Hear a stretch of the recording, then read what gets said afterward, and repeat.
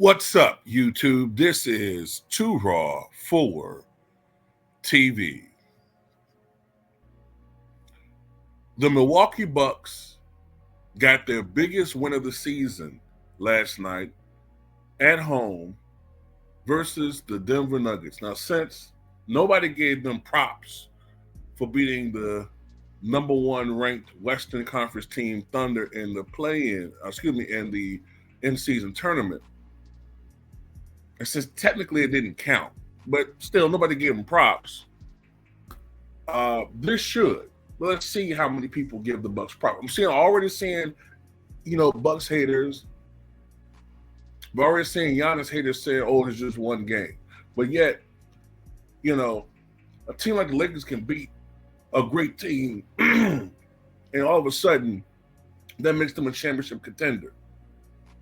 You know how that goes, but the Bucks beat the guy who some people say should get the MVP every year in Joker in a 121-112 victory at the Pfizer Center. And this was a total team effort. Although Giannis, although he didn't shoot by his normal standards, 11 of 23 from the floor. Not horrible, but usually Giannis shoots around 60% or so. But Giannis had a strong game, 28 points, 19 rebounds, and I believe 7 assists for the Milwaukee Bucks. Dame Lillard had 19 points and only 9 shots from the floor, 5 of 9 from the floor, 3 of 6 from downtown. Hit all 6 free throws. Also had 4 rebounds and 4 assists. And some big shots down the stretch when the Denver Nuggets were trying to get back into the game. Big Brook Lopez, 22 points, 4 rebounds, 3 assists, 7 of 16 from the floor. Brook Lopez was a lot more aggressive offensively than normal, which was a great strategy by Doc to put, to make Joker work on the other end of the floor. Brook Lopez generally doesn't take a lot of shots at this stage of his career, and that's not really his role for the Milwaukee Bucks. But you want to make Joker work on the defensive end. That's what most teams don't really do. See, look, sometimes I get this reputation of being a Joker hater. And I'm not. I think Joker is a tremendous player. But I do think that he benefits from the era that he plays in. He plays in the post-analytics era. And the post-analytics era has essentially eliminated the traditional big man. We don't see the Kendrick Perkins in the league anymore. We don't see those big plotting, bulky centers anymore. Traditional, in the paint, rim protecting, paint clogging big men.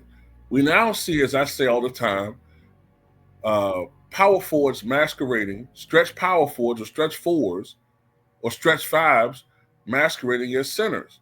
So a guy like Jokic, who's about 6'11", 7 feet tall, 270, with that bulk, he's able to dominate other smaller centers. That's why when you had a guy like Cat on him, who's not even known as a great defender, he slowed Jokic down. You're not going to stop him because he's a great player, but if you could just contain him, and it helps if you make him work on the offensive end.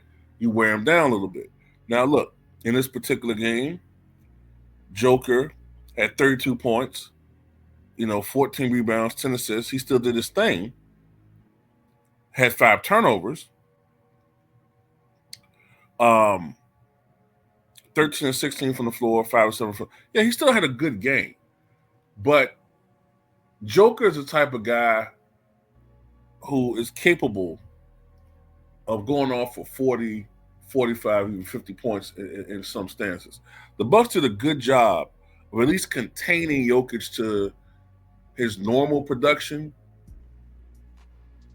and they did a really, really good job of defense. I'm gonna tell you, Kyle Kuzma, a really good defender. That was a good pickup by the Milwaukee Bucks. Kyle Kuzma's outside shooting is still a bit spotty. He's not a great three-point shooter. I agree with my boy 78 Sports TV that he probably should take fewer threes, but it's kind of hard to do that in this era with the way the offenses are designed now.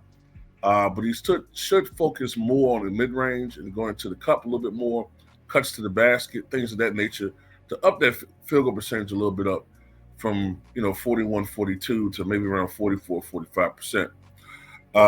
But the Bucks did a good job of slowing down the other Denver Nuggets players. Aaron Gordon, 9 points, only 4 of 13 from the floor, 1 of 6 from downtown. Michael Porter Jr. in particular was slowed down. 12 points on 22 shots, 2 of 11 from downtown, plus minus -20. Even Nikola Jokic with the stat line he put up, a -5 for the game. Jamal Murray, 20 points, but took 20 points to get those shots. And Christian Braun, okay game, but not a breakout game. 13 points, 5-11 from the floor. Even Russell Westbrook, I know I love Russ. 10 points, only had one turnover, only shot 4 of 13 from the floor and 1 of 4 from three-point range. Matter of fact, if I'm not mistaken, since Russ has come back from the injury, he hasn't quite been playing at the same level he was before. Thankfully, in this game, he didn't go back to that level. But hopefully, outside of playing the Bucks or the Bulls, he gets back to that level. And this is a good win, too, because the Denver Nuggets were pretty much red hot, man. I think they had won 10 of their prior 11 games. The only loss they had, I believe, was to the Lakers, the Luka Lakers. So this should be a good win. Now, this is the thing about the media, the La Media. When the Lakers beat Denver, it was all over social media. It was a time for absolute celebration. That proved that the Luka, LeBron, I'm bringing them up every video. I don't give a damn. That's the spitefulness I have with it because it's the truth. When they beat Denver, it mattered so much. It was a statement game. I'm noticing these same fans, when the Bucks beat them, it's just one game. The same media pundits, it's just one game. So look, the Bucks improved to 33-25. They're now 8 games above 500.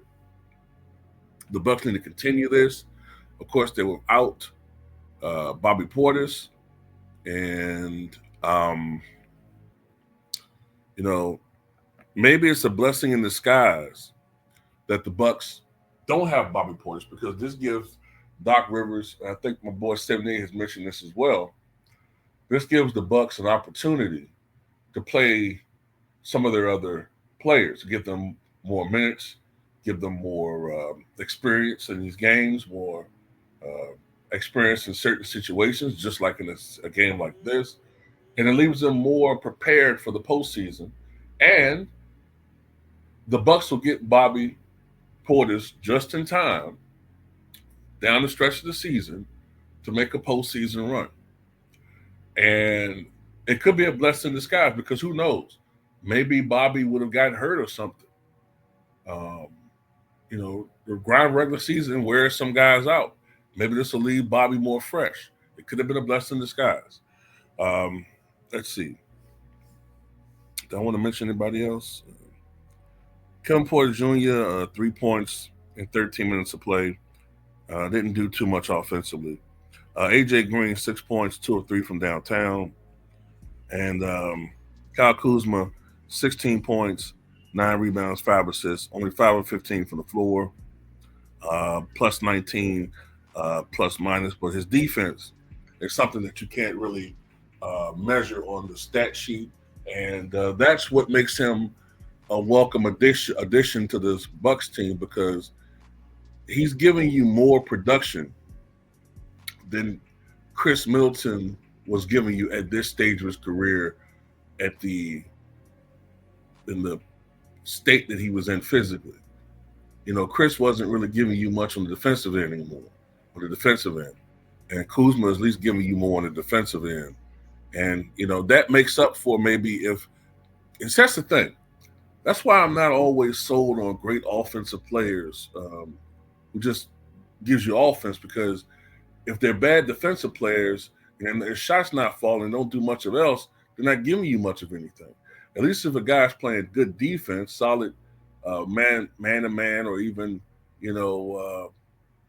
help defense, he's giving you something out there. And I'm gonna tell you that plus minus thing really measures that, by the way. But anyway, suit to the Milwaukee Bucks. Tell me what you guys think.